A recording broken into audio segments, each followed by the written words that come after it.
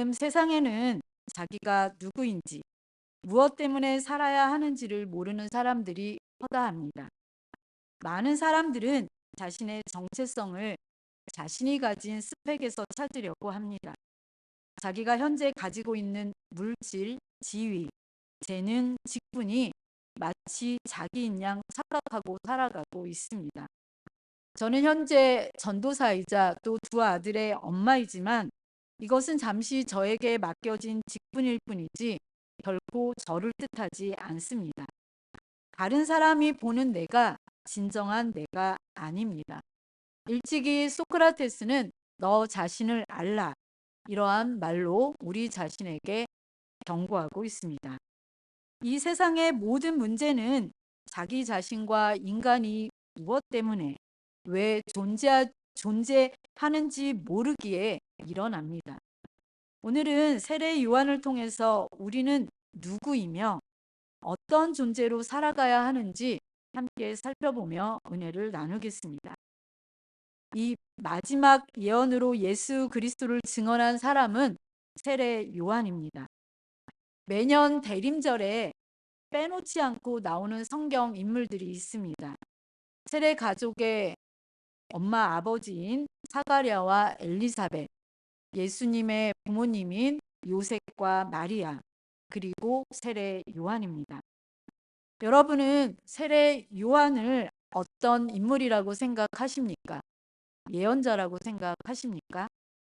세례 요한은 자신을 예언자라고 자처하지 않았지만 오실 메시아를 마지막으로 증언하기 위해서 하나님이 보내셨고 그의 증언은 예언의 종말이었습니다.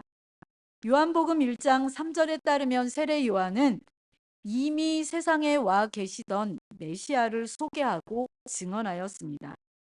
요한이 증언한 메시아는 어떤 분입니까?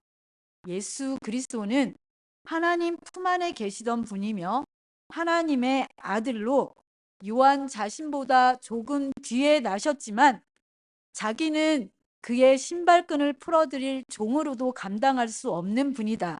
이렇게 증언하고 있습니다.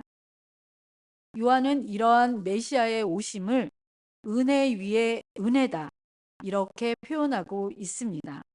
이사야는 은혜의 해가 와서 은혜를 충만하게 주실 것이다. 그렇게 표현합니다. 그 내용은 이사야 61장 1절의 2절 말씀처럼 가난한 자들에게 듣지 못했던 아름다운 소식이 전해지고 마음이 상한 자는 상한 마음을 고쳐주시고 포로되어 억압된 자는 자유를 찾게 되고 갇힌 자는 그 갇힌 곳에서 놓이게 되는 역사를 말합니다.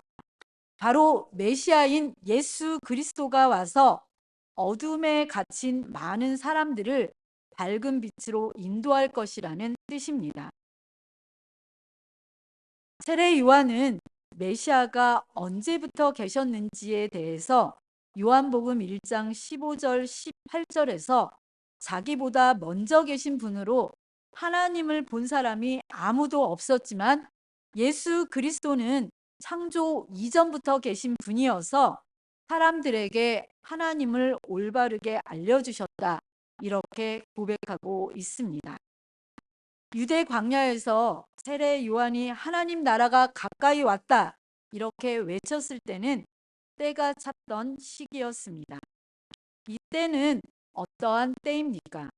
마가복음 1장 15절에도 이 때에 대해서 말씀하고 있습니다. 이르시되 때는 찼고 하나님의 나라가 가까이 왔으니 회개하고 복음을 믿으라 하시더라. 이 때는 곧 메시아가 오실 때를 의미하는 말씀입니다. 그래서 유대 종교 지도자들은 황급히 사람들을 보내어서 세례 요한에게 묻습니다. 그가 혹 그리스도인지 혹은 엘리야인지 알고 싶어 하는 것입니다.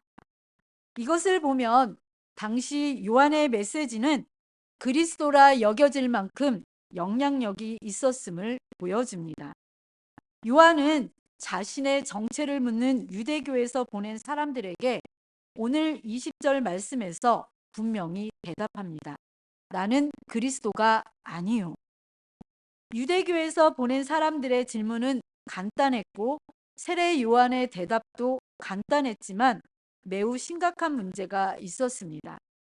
유대인들은 메시아가 오시면 세상을 뒤엎는 무서운 심판이 있는 말세의 때로 알고 있었기 때문입니다. 구약의 마지막 예언자 이후로 400여 년 동안 외치는 자의 예언자 소리가 없었고 오실 메시아도 오시지 않았습니다. 이때 유대인들은 종교적, 사회적, 정치적 여러 힘든 상황으로 말미암아 그 민족의 앞날은 암담했습니다. 사람들은 믿음이 없이 패역하며 음란한 세대가 되어서 하나님의 심판을 받아 마땅한데도 무슨 큰 기적과 표징만을 구하고 있었습니다. 이때 유대교의 타락은 더 심각했습니다. 바리새인들과 서기관들은 자신들을 종교 지도자로 자처했지만 남에게 보이려는 위선과 가식으로 살아갔습니다. 남들을 가르치면서 자기 자신들은 가르침대로 살아가지 않았습니다. 율법을 가르치면서 자신들은 모세의 자리에 올라간 듯 그렇게 여기면서 독선을 부리고 남을 판단하기 좋아한 그들의 모습은 오늘날 이중적인 모습으로 살아가는 정치인들처럼 타락한 종교 지도자들처럼 그렇게 살아갔습니다. 이런 바리새파 율법주의자들의 모습은 눈먼 지도자들의 모습 같았고 제사장들은 전통적인 제사 행위만을 중요하게 생각하여서 욕심만 가득한 지도자들로 진정한 율법의 정신은 저버렸습니다. 따라서 이런 유대교 종교 지도자들은 예수님의 신랄한 비판을 받을 수밖에 없었고 그들은 자신을 비판한 예수님을 잡아 죽이려고 혈안이 되어 버렸습니다. 또 정치적으로는 로마 제국의 통치 아래에서 주권이 없었습니다. 유대인이 아닌 에돔인 헤롯이 로마 정권으로부터 유대와 사마리아 지방을 통치하는 권리를 얻어서 유대인의 왕이라 이렇게 불리고 있었습니다. 또 얍삽한 유대인들 중에는 헤롯 당들이 있어서 정치적 특권을 누렸고 사두개파 사람들은 로마 통치와 타협하면서 이 유대 사회에서 부귀와 특권을 차지하면서 살고 있었습니다. 반면에 반 로마 제국 정치 단체인 열심당은 폭력으로 저항하고 있었습니다. 여러분도 잘 아시는 가룟 유다가 이 열심당의 당원이었습니다. 로마 정권도 한몫하여서 총독 정치를 통하여서 유대를 지배하고 있었는데 과중한 세금을 징수해 가서 일반 백성들의 삶은 그야말로 피폐해질 대로 피폐해진 참담한 모습이었습니다. 이런 시대가 바로 세례 요한이 증언하던 시대였고 예수님이 오셨을 때의 모습입니다. 세례 요한은 그 질문자들에게 나는 그리스도가 아니다 이렇게 고백하였습니다. 이것은 단순한 부인이 아닌 고백입니다. 즉 세례 요한은 그리스도의 증언자를 넘어선 그리스도를 고백한 사람입니다. 그는 예수님을 영원 전부터 계신 선제자로 예수님의 능력이 자신의 능력보다 크며 자기는 물로 세례를 주지만 그는 성령으로 세례를 주실 것이라고 고백하고 있습니다. 세례 요한의 그리스도 증언을 고백이라고 말하는 것은 그리스도 증언의 표본이 됩니다. 그리스도를 증언하면서 자신들이 마치 그리스도인 양 환영받으려는 유혹에 굴복한 이들이 있습니다. 우리나라에 몇 사람들을 들 수 있는데 대표적인 사람들이 통일교회 문선명, 전도관의 박태선, 만민중앙교회의 이재로, 신천지의 이만희, JMS의 정명석 등등 이단의 우두머리들은 다 자신들이 그리스도인 것처럼 말하고 행동합니다. 그런데 세례 요한은 예수 그리스도를 증언하면서 자신을 부인한 것입니다. 예수님께서 보낸 설교자나 전도자는 자기들을 보내신 예수님을 높이고 섬기고 그리고 영접해야 합니다. 예수님은 하나님의 아들로 이 세상에 보내심을 받았으나 자기 자신을 높이고 영광을 받으려 하지 않고 아버지를 영광되게 하셨습니다. 예수님은 하나님이 자기 아버지임을 고백하시고 자기는 하나님의 뜻을 전하는 것으로 양식을 삼으셨습니다. 세례 요한뿐만 아니라 사도 바울도 요한처럼 자신을 증거한 것이 아니라 오직 예수 그리스도를 증거한 사람으로 고백하고 있습니다. 오늘의 목회자는 물론이요, 그리스도를 증언하는 증언자들은 우리를 보내신 예수님을 높이고 그분의 이름만이 드러나도록 그분에게만 영광을 돌리도록 해야 함을 절대 잊지 말아야 합니다. 이 세례 요한 시대의 말세의 표징이 두 가지가 있었습니다. 엘리야의 재림과 세례입니다. 유대 종교 지도자들이 세례 요한에게 묻고 싶었던 것은 그가 메시아인가 하는 질문 외에 두 가지가 더 있었습니다. 하나는 그가 엘리야냐는 질문입니다. 왜냐하면 죽지 않고 하늘로 올라간 엘리야가 세상에 다시 오면 곧 크고 두려운 심판의 날이 다가올 것이라는 예언이 말라기 4장 5절에 나오기 때문입니다. 이 말씀 확인해 보겠습니다. 보라, 여호와의 크고 두려운 날이 이르기 전에 내가 선지자 엘리야를 너희에게 보내리니. 유대교 종교 지도자들뿐만 아니라 이스라엘 백성들은 엘리야가 다시 오시기를 기다리고 있었습니다. 이 말씀은 하나님이 이 세상을 심판하기 전에 엘리야를 보내신다고 약속하셨기 때문에 세례 요한을 보면서 다시 온 엘리야라고 생각해서 엘리야냐는 질문을 던진 것입니다. 그들의 질문에 대해서 세례 요한은 21절에서 나는 엘리야가 아니다 이렇게 답합니다.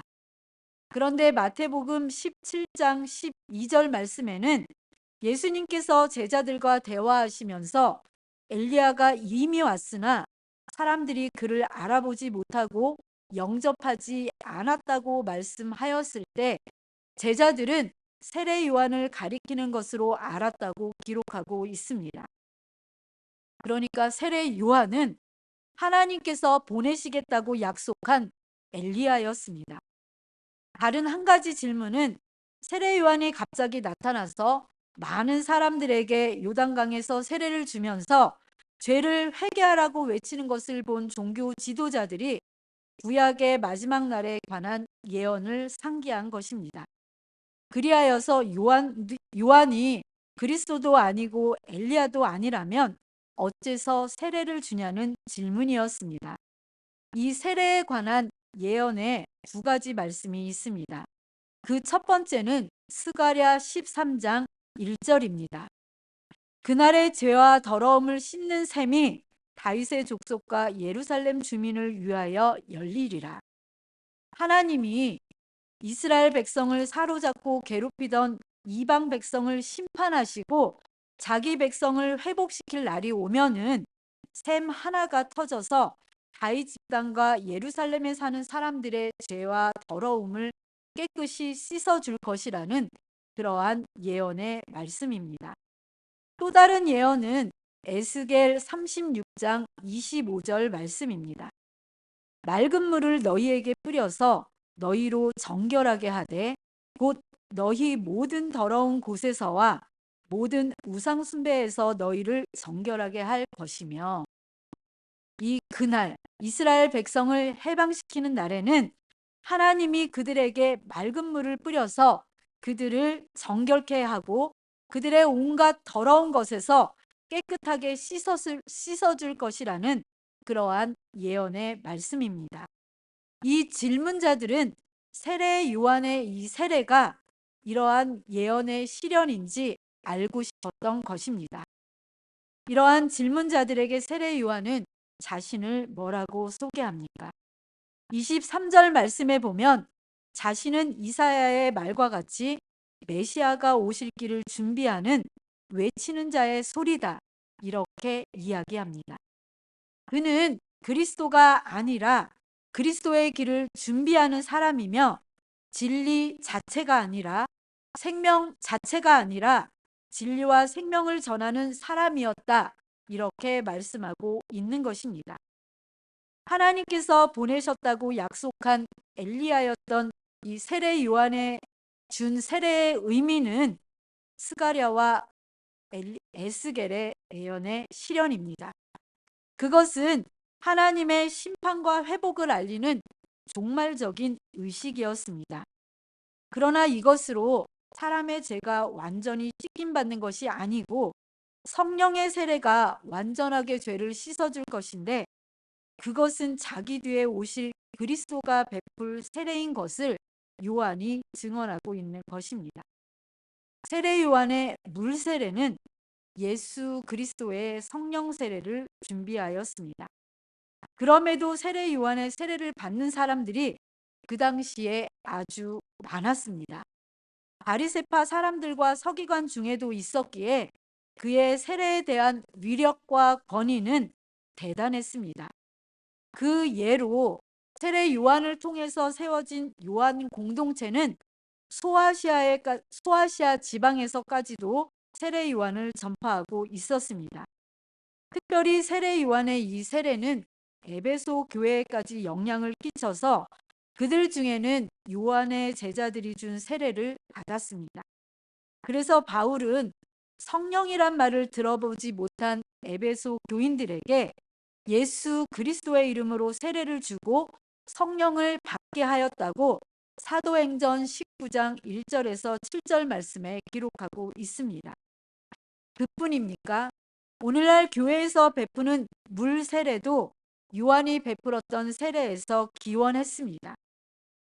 그러나 우리가 받고 있는 세례가 요한의 물 세례와 다른 점이 있다면, 예수님이 오시면서 우리는 세례를 통해서 예수 그리스도를 공개적으로 주라 이렇게 고백하고 또 세례를 받을 때 성령이 임하신다는 사실입니다. 요한이 예언한 것처럼 예수님이 오셔서 우리는 성령으로 세례를 받기 시작했습니다. 즉 요한은 물로 세례를 주지만 예수 그리스도는 성령으로 세례를 베푸십니다. 물은 형식이고 의식입니다. 성령은 영이고 실체입니다. 그래서 물 세례만으로는 사람이 구원을 받을 수 없습니다. 예수님의 말씀처럼 물과 성령으로 거듭나야 하는 존재가 우리이기 때문입니다. 이 성령 세례는 존재의 변화를 일으킵니다. 죄의 용서가 존재 변화를 일으키는 성령 세례라고 할 수 있습니다. 예수 그리스도에 대한 증언은 계속되어야 합니다. 세례 요한은 예수 그리스도를 하나님의 아들로 알게 된 후에도 계속 같은 증언으로 자기 제자들에게 예수님을 하나님의 어린 양이라고 증거하고 있습니다.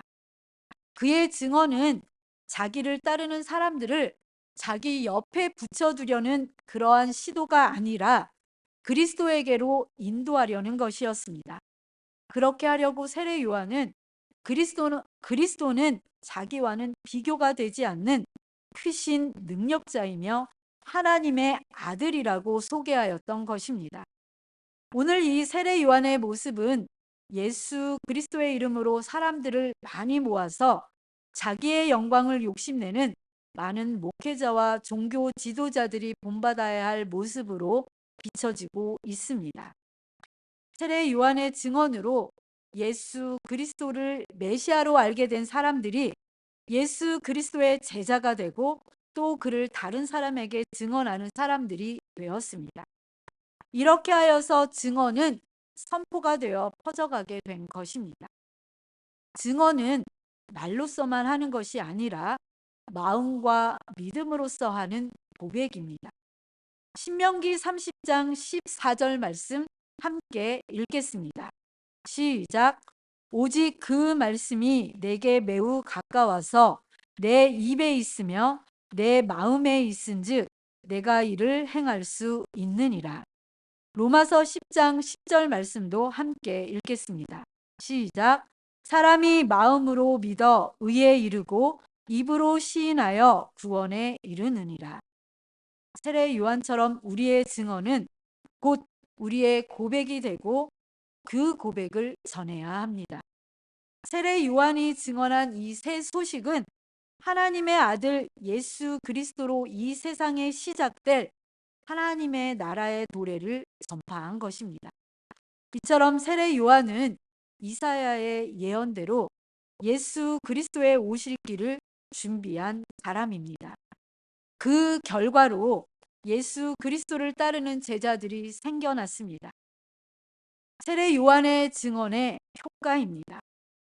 예수님의 처음 제자들은 세례 요한과 함께 다녔던 그의 제자들이었는데 한 사람의 이름은 안드레이고 다른 한 사람의 이름은 나오고 있지 않지만 보통 요한복음을 기록한 요한이라고 알려져 있습니다. 그리고 안드레는 자신의 형 시몬 베드로에게 메시아를 만났다고 증언했습니다. 세례 요한이 예수님은 하나님의 어린 양이요 또 하나님의 아들이다 이렇게 증언했지만 그 증언은 소개가 아니라 세례 요한의 개인적인 고백이었기 때문에 듣는 사람들이 예수님을 만나고 싶어 했습니다. 저 사람이 만난 예수 그리스도 하나님의 아들 나도 만나고 싶다. 이처럼 우리의 증언도 세례 요한과 같은 고백의 증언이 되어야 합니다. 세례 요한이 질문받은 당신은 누구냐? 다른 말로 하면 당신의 정체성은 어디에 있는가라는 이 질문을 주목하십시오. 이 질문은 우리에게도 똑같이 해당합니다. 우리의 정체성은 무엇입니까? 우리는 어디에서 우리의 존재 근거를 확인할 수 있습니까? 어디에서 그리고 누구에게서 생명을, 행복을 경험하는 사람입니까? 이 요한복음 마지막 구절 1장의 마지막 구절인 34절에 요한의 대답에서 그 해답을 찾을 수 있습니다. 요한복음 1장 34절의 말씀 함께 읽겠습니다. 시작. 내가 보고 그가 하나님의 아들이심을 증언하였노라. 예수 그리스도가 하나님의 아들이라는 사실을 증언하는 자라는 게 세례 요한을 비롯한 우리 그리스도인의 기독교인의 정체성입니다. 그 말은 곧 예수 그리스도가 생명의 근원이라는 사실을, 죄 용서의 구원이라는 사실을, 그리고 행복의 원천이라는 사실을 받아들이고 증언한다는 뜻입니다. 그러나 그 증언은 고백을 담고 있어야 합니다. 따라서 예수 그리스도에 관한 우리의 증언은 우리 삶의 고백으로 나타나야 합니다. 사랑하는 성도 여러분, 인생살이가 쉽지 않습니다. 그래도 우리에게 주어지는 매일의 삶을 살아야 합니다. 어떤 인생을 살아야 합니까? 우리가 질문해야 할 한 가지, 그리고 집중해야 할 한 가지는 이것입니다. 예수 그리스도를 증언하고 고백하는 사람이라는 정체성을 확보하는 과정, 바로 이 과정이 저와 여러분의 인생이 되어야 합니다. 이 대림절에 우리도 예수 그리스도가 하나님의 아들임을 증언하고 고백하는 그러한 외치는 자들이 되어 살아가시기를 주님의 이름으로 소원합니다.